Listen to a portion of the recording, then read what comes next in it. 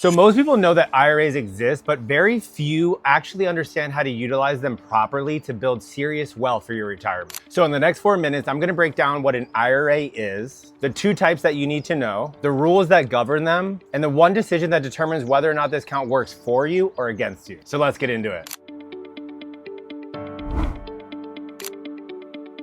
My name's Andrew Baker. I've been a financial planner for 13 years, and I've seen all the mistakes that people make on a regular basis. So today, you're gonna leave this video understanding a little bit more about what an IRA is, and there's more videos to come, so stay tuned. So IRA stands for Individual Retirement Account. An IRA itself is not an actual investment. Think of an IRA as a container that holds the investments.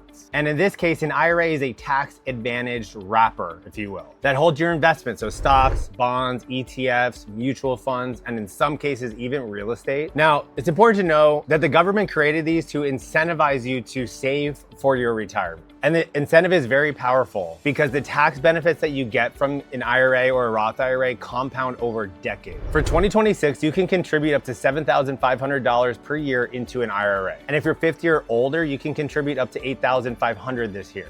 Now, just so you know, these rules do change from year to year, so that's just the rules for 2026. If you are older than 50 and have the ability to contribute up to the $8,500 a year, definitely do that because that's a catch-up contribution in your benefit. Now, there are 2 primary types of IRAs, and the choice between them is one of the most important financial decisions you'll likely make. First up, we have the traditional IRA. In a traditional IRA, you contribute pre-tax dollars, which means anything that you contribute to your traditional IRA today will lower your taxable income. And then you don't pay taxes on that money that you've contributed into this traditional IRA until you take it out in retirement. An example of a scenario where this is a really great benefit for you today is if you're in a high income tax bracket and you expect to be in a lower income tax bracket when you retire. So in that case, you defer the tax hit to a later time where your tax bracket will be higher and it's gonna cost you less in the future. It's very simple. But here's the catch. At age 73, the IRS is going to require you to start taking money out of that IRA and pay taxes, even if you don't need it at that time. Those are called required minimum distributions, or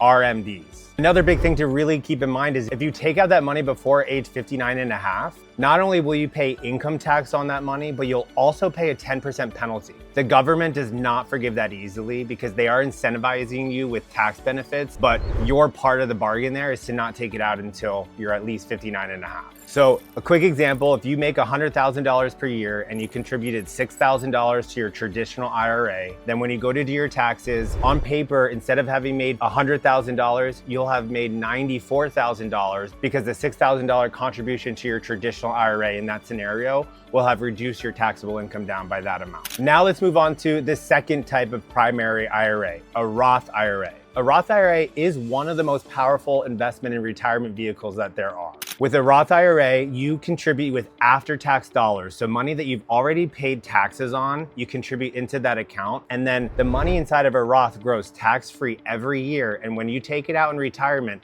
100% of that money that you take out in retirement is 100% tax-free. So all of the growth on your money over the years, when you take it out, is 100% tax-free. There's no RMD requirements. You can take it out as early in your retirement or as late in your retirement as you want. There's a lot of flexibility. And this is a really great way to diversify where you're taking money in retirement to supplement how you're paying taxes and to reduce your tax liability when the time comes. You can even leave it untouched for your entire life and leave it to your heirs once you pass away. This isn't just a retirement account, this can also be used as a generational wealth tool. An example of a scenario where a Roth would be a better choice would be you're younger, earlier in your career, you're not at the peak of your income, you're not at the peak of your taxable income in your career as well, and realistically at a lower tax bracket now than you will be over the next 10, 15, 20 years. Separately, if you expect that taxes are going to continue to increase over time as well as your income, now is a good time to be contributing after-tax dollars into an account like this. You pay the tax now at a lower rate. Everything after that is completely 100% tax-free. Now, there's one important caveat to the Roth IRA as well. So in order to be able to contribute to a Roth IRA in 2026, your modified adjusted gross income must be under $167,000 if you're an individual and under $263,000 if you're married filing jointly.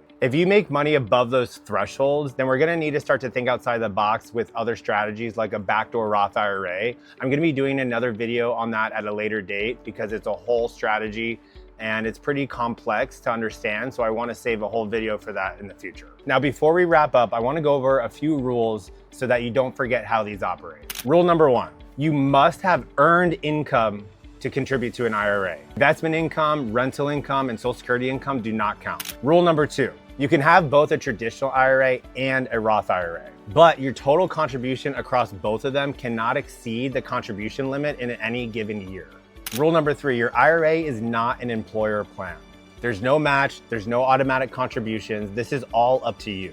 You are 100% in control of this unless you have help with an advisor, so you must be intentional with what you're doing. Rule number four, what you invest in inside the IRA is just as important as which type of IRA that you have. An IRA that's just sitting in cash is not working for you. It needs to be invested strategically and intentionally and compound over time in the stock market. Here's the honest truth. The decision between a traditional and a Roth IRA is definitely not a one-size-fits-all. It depends on your current income, your projected tax bracket at retirement, your timeline, and your overall financial strategy. The people who get this wrong, they pick an account type arbitrarily and just guess, start to fund it, and never revisit it.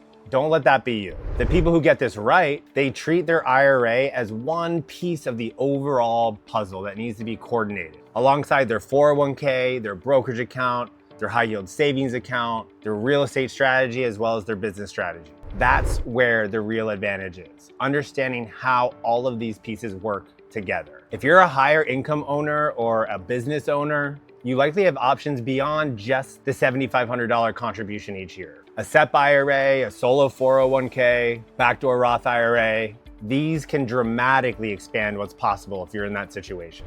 But those strategies require precision and proper planning and maintenance to that plan.